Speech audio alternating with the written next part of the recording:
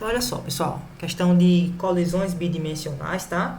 A gente tem que ter muito cuidado na hora de fazer, e principalmente organização. Se a gente for organizado numa questão como essa, eu te digo, já é meio caminho andado aí para ela, tá? Então, olha só, a figura mostra uma visão aérea de uma curva de um autódromo em um mesmo carro de corrida de massa 800 kg em duas posições, A e B, com velocidades tangenciais, respectivamente VA e VB, em direções que fazem entre si um ângulo de 120.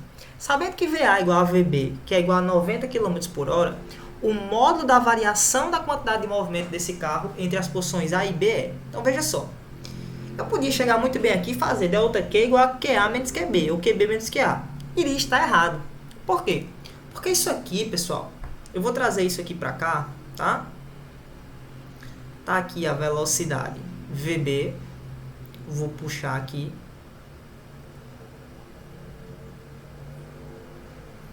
E tá aqui minha velocidade VA.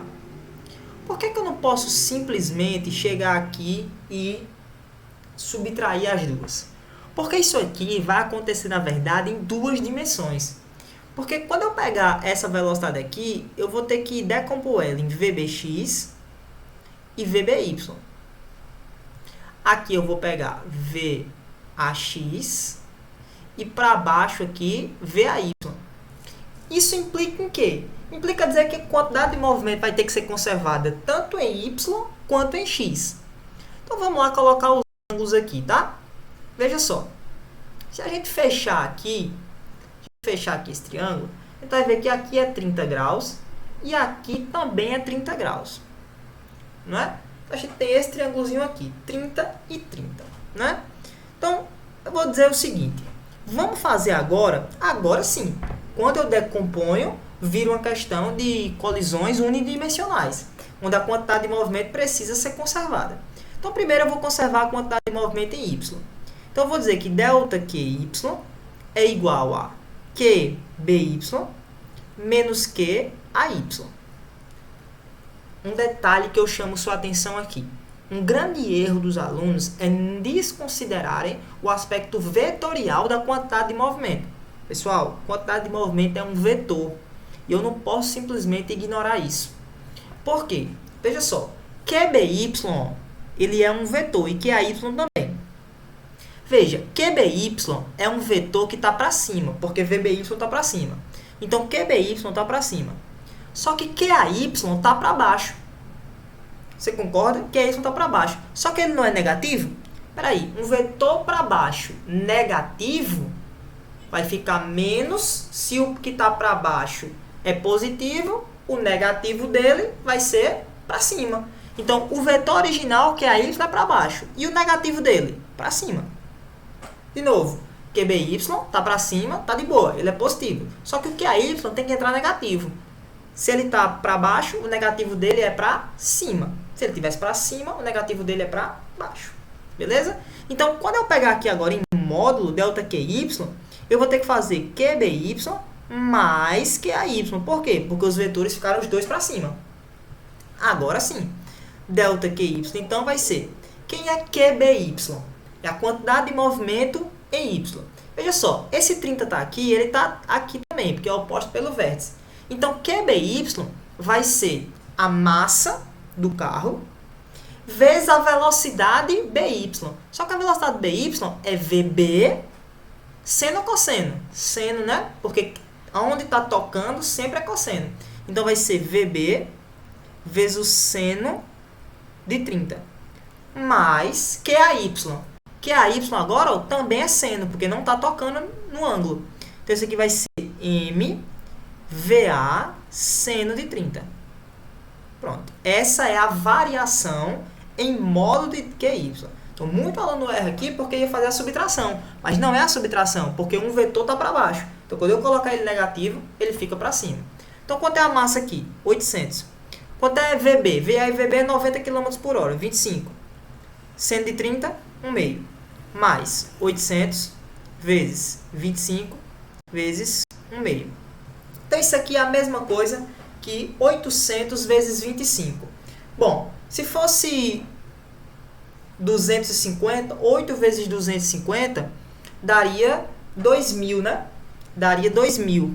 Então, isso aqui iria dar quanto? 800 vezes 25. 2.500 vezes 8 vai dar 20 mil, não é? Isso aqui vai dar 20 mil quilograma metro por segundo, tá? Unidade de quantidade de movimento. Show de bola. Agora vamos para x. Em x, eu vou ter o que agora? Mesma coisa. Delta QX vetor é igual a QBX menos QAX. Vetor. Vamos lá. QBX. QBX está para esquerda. QBX está para a esquerda. Positivo. E QAX. QAX também está para a esquerda. Então, o negativo dele vai ser para onde? Para a direita. Se o positivo dele está para a esquerda, o negativo dele está para a direita. Dois vetores opostos, o módulo deles agora sim. Agora eu posso somar, subtrair. Então, aqui, pessoal, a regrinha é, se tiver opostos, se tiver mesmo sentido, você subtrai para fazer a variação. Se tiver sentidos opostos, você soma, tá? Então, cuidado, porque é o contrário do que a gente tem na cabeça de soma vetorial, né?